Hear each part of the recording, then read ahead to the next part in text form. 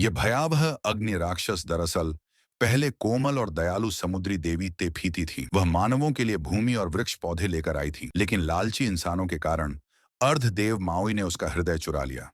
उस दिन से दयालु देवी क्रोधित राक्षसी तेका बन गई। 1000 साल बाद एक छोटी बच्ची ने इस स्थिति को बदल दिया।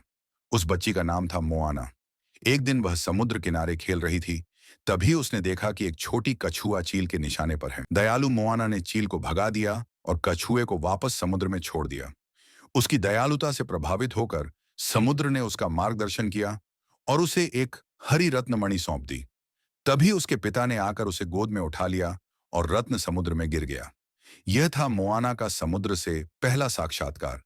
मोआना में समुद्र को खोजने की गहरी इच्छा जागी, लेकिन हर बार उसका कठोर पिता उसे रोक देता।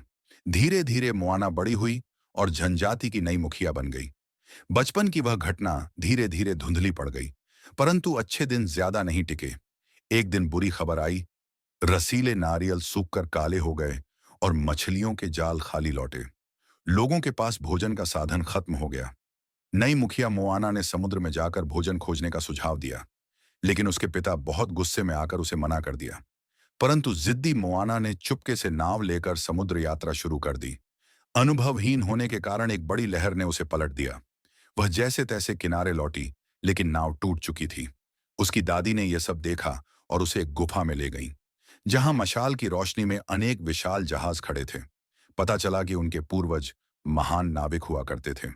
लेकिन जब से अर्धदेव माउई ने देवी का हृदय चुराया था, देवी ने काला जादू फैला दिया और समुद्री राक्षसों ने जहाज नष्ट कर दिया। लोगों की सुरक्षा के लिए मुखियाओं ने समुद्र यात्रा पर रोक लगा दी और जहाज छुपा दिए। फिर दादी ने हरी रत्नमणि मोआना को दी और बताया कि यह देवी का हृदय है। यदि वह माउई को ढूंढकर हृदय लौट आए, तभी समुद्र फिर से जीवित होगा। कुछ समय बाद दादी की मृत्यु हो गई। जनजाति को बचाने के लिए मोआना ने यात्रा का निर्णय लिया। दादी की आत्मा ने उसके मार्गदर्शन किया। रात को बिजली तूफान आया और मोआना एक विशाल लहर में फंस गई।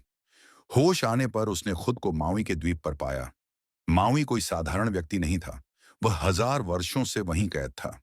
मोआना ने उसे मनाने की कोशिश की कि वह देवी का हृदय लौट आए, लेकिन घमंडी माउई उसे अपना प्रशंसक समझ बैठा और नाव की पतवार पर अपना नाम लिखकर भेंट कर दिया। गुस्साई मोआना ने पतवार तोड़ दी और सच्चाई बता दी।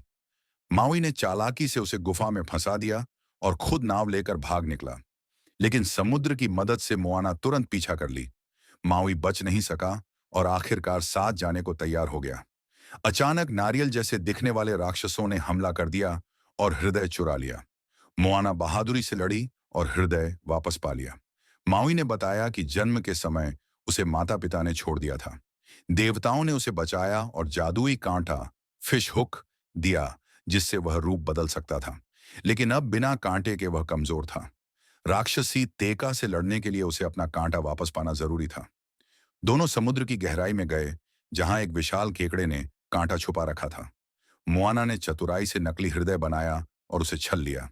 दोनों कांटा लेकर सुरक्षित लौट आए। धीरे धीरे माउई ने आत्मविश्वास पाया और अपनी शक्ति वापस पा ली। आखिरकार दोनों देवी के द्वीप पहुंचे।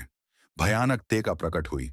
माउई ने साहस से लड़ाई की, लेकिन उसका कांटा टूट गया और वह हिम्मत हार गया। वह उड़कर भाग गया। निराश मोआना ने हृदय वापस समुद्र में सौंप दिया। तभी उसकी दादी की आत्मा प्रकट हुई और उसे साहस दिया। मोआना ने फिर से हिम्मत जुटाई और अकेले तेका का सामना किया। तेका ने भयंकर हमला किया। तभी माउई लौट आया और उसके प्रहारों को रोका। मोआना ने देखा कि तेका वास्तव में देवी ही है। वह देवी का हृदय उठाकर समुद्र से रास्ता बनाती है और हृदय तेका के सीने में रख देती है। तेका तुरंत सुंदर देवी में बदल जाती है। माउई ने माफी मांगी और देवी ने उसे नया कांटा भेंट किया। सब कुछ सामान्य हो गया। मोआना अपने द्वीप लौटी और देखा कि जीवन फिर से खिल उठा है। लोगों ने पुनः समुद्र यात्रा शुरू की।